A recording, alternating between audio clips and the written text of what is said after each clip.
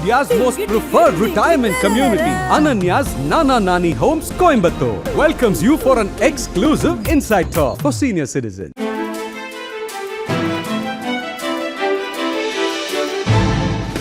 தட்டை, சீடை, முறுக்கு, ரிப்பன் பகோடா, அதிரசம் என்ன வேணாலும் செய்யுங்க. ஒரே ஒரு 5 லிட்டர் இதய மந்த்ரா கடல் எண்ணெய் பேக் ஒரு மாசம் முழுசுக்கும் அத்தனை சமையல முடிச்சு விடலாம். இதய மந்த்ரா.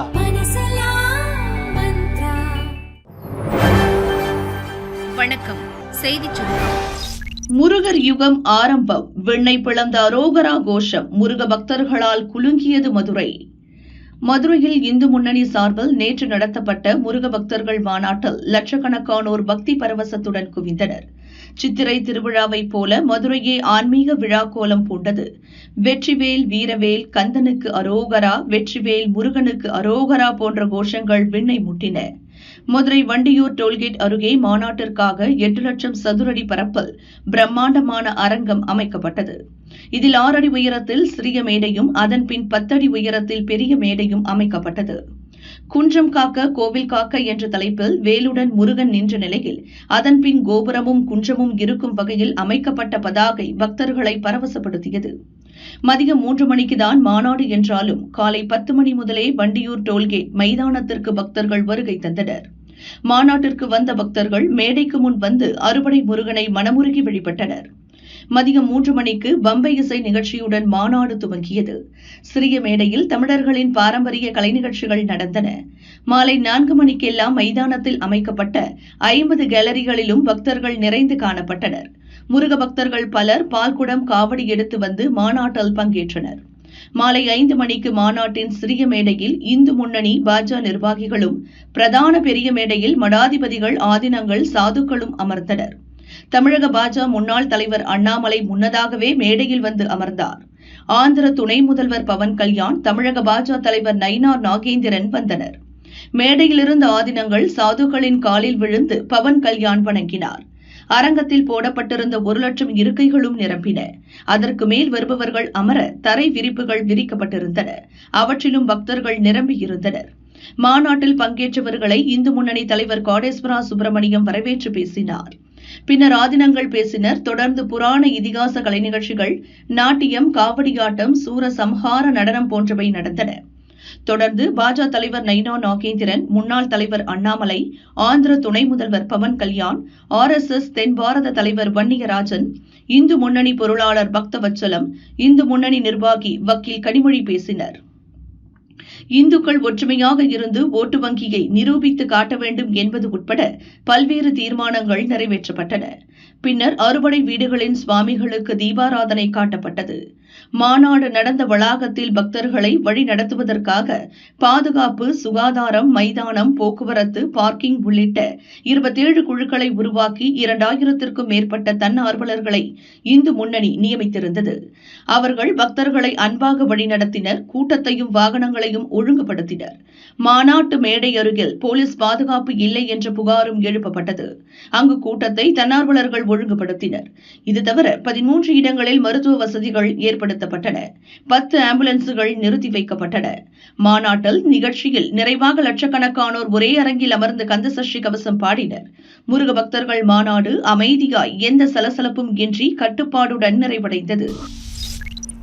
பேச்சு நடத்தும் எண்ணமில்லை, நக்சல்களுக்கு அமித்ஷா எச்சரிக்கை. சத்தீஸ்கரின் நவராய்ப்பூர் அடல் நகரில் தேசிய தடை அறிவியல் பல்கலை வளாகம் மற்றும் மத்திய தடை அறிவியல் ஆய்வகத்தின் அடிக்கல் நாட்டு விழா நடந்தது. மத்திய உள்துறை அமைச்சர் அமித்ஷா கலந்து கொண்டு அடிக்கல் நாட்டினார். அப்போது அவர் பேசியதாவது: ஒவ்வொரு முறையும் மழை காலங்களில் நக்சல்கள் ஓய்வெடுப்பது வழக்கம். கனமழையால் ஆறுகள், நீர்நிலைகளில் தண்ணீர் அதிகமாக ஓடுவதால் அவர்களின் நடமாட்டம் பெரும்பாலும் முடங்கிவிடும். அவ்வாறு நக்சல்கள் ஓய்வெடுப்பதை இனி ஒருபோதும் அனுமதிக்க மாட்டோம். அவர்களுடன் பேச்சு நடத்தும் எண்ணம் இல்லை. அடுத்த ஆண்டு மார்ச் 31க்குள் நக்சல்களை ஒழிக்கும் நடவடிக்கையில் மத்திய அரசு முன்னேறி வருகிறது. நக்சல்கள் அனைவரும் ஆயுதங்களை கீழே போட்டுவிட்டு வளர்ச்சி பாதையில் இணைய வேண்டும் என்பதே எங்கள் நோக்கம். அவ்வாறு வருபவர்களை வரவேற்கிறோம். சத்தீஸ்கர் அரசும் மத்திய அரசும் நக்சல்களுக்கு அளித்த வாக்குறுதிகளை நிறைவேற்ற தயாராக இருக்கிறோம். நக்சல்களுக்கு மேலும் மேலும் உதவ எப்போதும் தயாராக இருக்கிறோம் என அமித்ஷா கூறினார். தேர்தல் செலவு ரூபாய் 1494 கோடி. முதலிடம் பிடித்த பாஜக. லோக்சபா தேர்தலுடன் ஆந்திரா, அருணாச்சல பிரதேசம், ஒடிசா, சிக்கிம் ஆகிய மாநிலங்களின் சட்டசபைக்கு கடந்த ஆண்டு மார்ச் 16 முதல் ஜூன் 6 வரை தேர்தல் நடந்தன. இந்த தேர்தலில் அனைத்து கட்சிகளும் 3352 கோடி ரூபாய் செலவிட்டுள்ளதாக ஜனநாயக சீர்திருத்த சங்கம் என்ற ஆய்வு அமைப்பு தெரிவித்துள்ளது. லோக்சபா தேர்தல் நடந்து 90 நாட்களுக்குள்ளும், சட்டசபை தேர்தல் நடந்து 75 நாட்களுக்குள்ளும் கட்சிகள் தேர்தல் கமிஷனிடம் செலவு தொடர்பான தகவல்களை தாக்கல் செய்ய வேண்டும். இதன்படி தாக்கல் செய்யப்பட்ட அறிக்கைகளை ஆய்வு செய்து இந்த அமைப்பு வெளியிட்ட அறிக்கை, கடந்த ஆண்டு நடந்த லோக்சபா மற்றும் 4 மாநில சட்டசபை தேர்தல்களில் பாஜக, காங்கிரஸ் உள்ளிட்ட தேசிய கட்சிகள் 2204 கோடி ரூபாயை செலவழித்துள்ளன. இது கட்சிகள் செலவழித்த தொகைகள் 65.75%. இதில் ஆளும் பாஜக 1494 கோடி ரூபாயுடன் முதலிடத்தில் உள்ளது. இது மொத்த செலவு தொகைகள் 44.56%. காங்கிரஸ் 620 கோடி ரூபாயை செலவிட்டுள்ளது. தேர்தலுக்காக பல்வேறு நிறுவனங்கள் மற்றும் தனிநபர்கள் தேசிய கட்சிகளுக்கு 6930 கோடி ரூபாயை நன்கொடையாக அளித்துள்ளன. மாநில கட்சிகளுக்கு 515 கோடி ரூபாய் கிடைத்துள்ளன என அதில் கூறப்பட்டுள்ளது. சிறுவன் கடத்தல் வழக்கு விசாரணையை துவக்கிய சிபிசிஐடி. திருவள்ளூர் மாவட்டத்தைச் சேர்ந்த தனுஷும், தேனி மாவட்டத்தைச் சேர்ந்த 21 வயது இளம் பெண்ணும் காதல் திருமணம் செய்தனர். இவர்களை பிரிப்பதற்காக தனுஷின் தம்பியான சிறுவன் கடத்தப்பட்டான். இந்த விவகாரத்தில் ஆயுதப்படை கூடுதல் டிஜிபி ஜெயராம், புரட்சி பாரதம் கட்சியின் தலைவரும் கேவி குப்பம் தொகுதி எம்எல்ஏவுமான ஜெகன்மூர்த்தி ஆகியோர் மீது குற்றம் சாட்டப்பட்டுள்ளது. இவர்களிடம் திருவள்ளூர் மாவட்ட டிஎஸ்பி தமிழரசி தலைமையில் திருவலங்காடு போலீசார் விசாரித்து வாக்குமூலம் பெற்றனர். கூடுதல் டிஜிபி ஜெயராம் சஸ்பெண்ட் செய்யப்பட்டார். இதை எதிர்த்து சுப்ரீம் கோர்ட்டில் அவர் மனு தாக்கல் செய்தார்.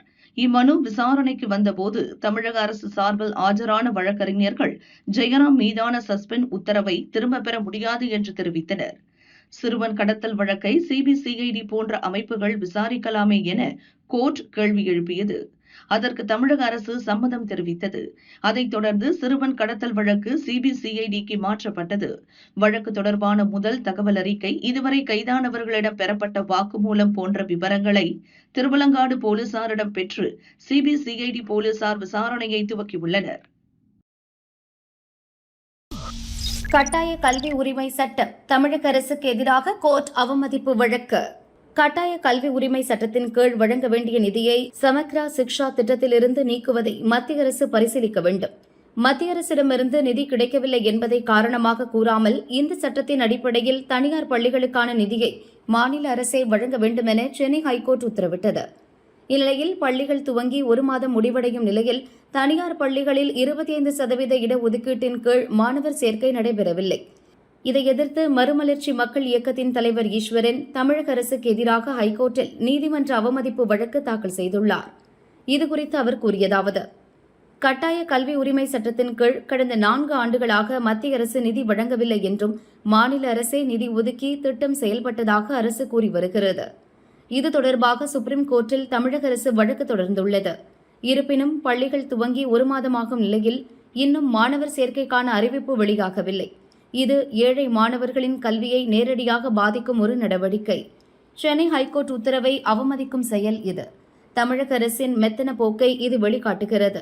அதனால் நீதிமன்ற அவமதிப்பு வழக்கு தொடரப்பட்டுள்ளது என கூறினார். தட்டி கேட்ட போலீசின் கையை வெட்டிய ரவுடிகள். திருநெல்வேலி வஉசி பூங்காவுக்கு ஆயுதப்படை காவலர் முகமது ரஹமத்துல்லா குடும்பத்துடன் சென்றிருந்தார். அங்கு சில ரவுடிகள் ஒருவரை தாக்கிக் கொண்டிருந்தனர். சாதாரண உடையில் இருந்த ரஹமத்துல்லா அவர்களை தட்டி கேட்டார். பாதிக்கப்பட்ட நபரை அங்கிருந்து அனுப்பி வைத்தார். அப்போது அந்த ரவுடிகள் ரஹமத்துல்லா கையை அரிவாளால் வெட்டிவிட்டு தப்பி ஓடிவிட்டனர். வெட்டுக்காயம் ஏற்பட்டு ரத்தம் சொட்ட சொட்ட திருநெல்வேலி அரசு மருத்துவமனையில் அவர் சேர்க்கப்பட்டார். கமிஷனர் சந்தோஷ் அதிமணி நலம் விசாரித்தார். குற்றவாளிகளை போலீசார் தேடி வருகின்றனர்.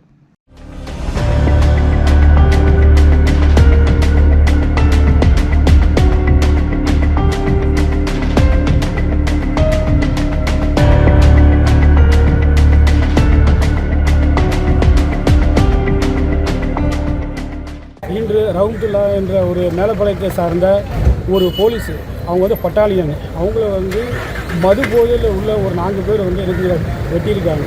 இப்போ வந்து அவரை வந்து உள்ள அட்மிட்டில் இருக்காங்க. இது வந்து பொதுமக்களுக்கு மிகவும் ஒரு அச்சுறுத்தலாக தான் பார்க்கும். காவல்துறைக்கு இந்த நிலைமை ஆகுதுன்னா உண்மையாகவே காவல்துறையில் வந்து குற்றவாளிகள் மீது வந்து கடுமையான வந்து நடவடிக்கை எடுக்க வேண்டும்.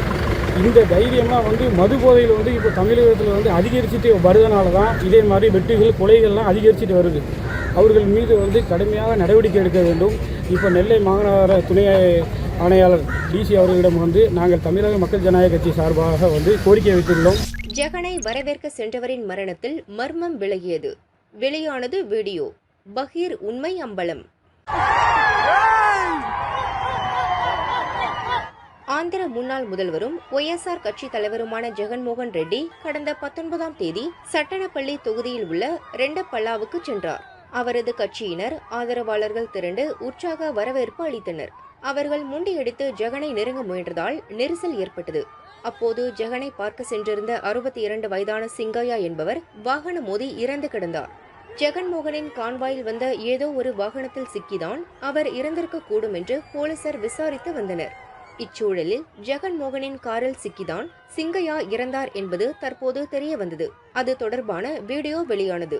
அதில் கார் கதவை திறந்து நின்றபடி ஜெகன் வர ஆதரவாளர்கள் அவரை நோக்கி ஓடுகின்றனர். அப்போது தடுமாறி விழுந்த சிங்கையா மீது ஜெகன்மோகன் காரின் முன்சக்கரம் ஏறி சென்றுள்ளது. இது தெரியாத ஜெகன் தமது ஆதரவாளர்களுக்கு உற்சாகமாக வணக்கம் சொல்லி கையசைத்துக் கொண்டு இருக்கிறார்.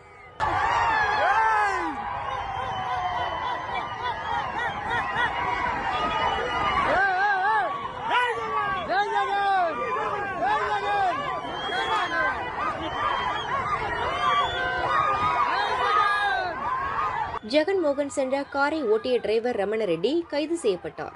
அவர் A1 ஆகவும் ஜெகன்மோகன் A2 ஆகவும் சேர்க்கப்பட்டு வழக்கு பதியப்பட்டது. ஜெகன் முதல்வராக இருந்தபோது அவரது சிறப்பு அதிகாரியாக இருந்த கிருஷ்ணமோகன் ரெட்டி பெயரில் கார் வாங்கப்பட்டு உள்ளது. ஓனர் என்கிற முறையில் அவர் A3 ஆக சேர்க்கப்பட்டு உள்ளார்.